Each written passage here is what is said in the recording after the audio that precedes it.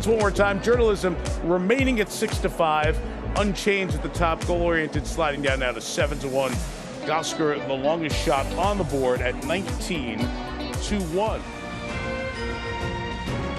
To call the 150th running of the Preakness Stakes. Upstairs to Larry Colmus. Mike, thank you very much. GOSGER is just the last one to come forward under Luis Saez, taking that outside stall. They're all in line. We are ready for the start. Heart of Honor a little restless, as too is goal-oriented. They're off in the Preakness. And Journalism is out very fast, but Clever again is the quickest and will take the lead with long shot GOSGER going up on the outside. So it's going to be these two to set the pace as they make that final trip past this historic grandstand. And then it's goal-oriented running in third and Heart held on the inside. And then American Promise in fourth. Journalism broke very well, but he's down on the inside moving into the turn as River Thames goes up 3 wide. Then Pay Billy, Heart of Honor, and late running SANDMAN is racing 9 lengths from the front as they round that turn. 23.19 the opening quarter mile. And that's set by Clever again, and Jose Ortiz, they're out there by 1.5 lengths over GOSGER in second. Goal-oriented is tucked in third. Then to the outside comes River Thames. American Promise, the D. Wayne Lucas runner under Nick Juarez, is fifth right now. 4 lengths from the front, and Umberto Rispoli has Journalism just to his inside. The Preakness Stakes in a performance like you read about. A remarkable recovery by Journalism. The heavy jostling as he tried to squeeze through 2 other horses. The heavy bumping with goal-oriented. Able to make the late charge. Journalism second in the Derby.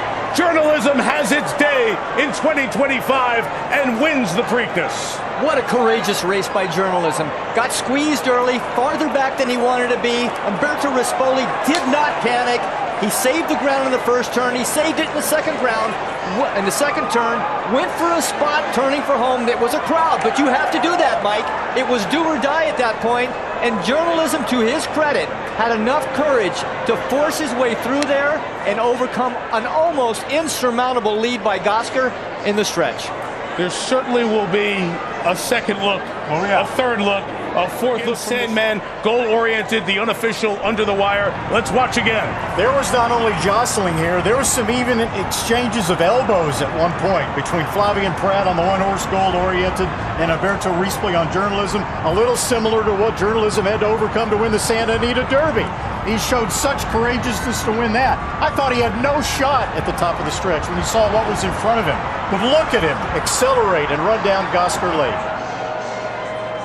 Now, most of the jostling's already happened, but they're straightened up, and Umberto Rispoli and Journalism have a spot there.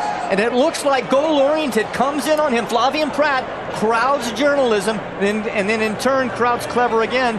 But Journalism would have none of it. He kept his composure, he regrouped, and Umberto Rispoli asked him for his life, and he gave it to him. Oh, what an effort by Journalism. Getting a look at it and saying it was a race that the result will stand up.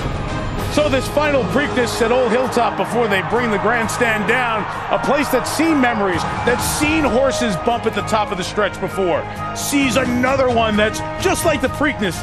It's just a little unique and a little different. But in the end, Journalism remains, after being defeated, resilient, undeterred, and eventually rewarded.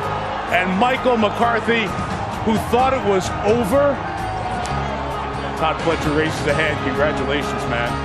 Your horse showed everything. After looking to be down and out at the top of the stretch, at the top of the list, the winner of the 150th Preakness Stakes.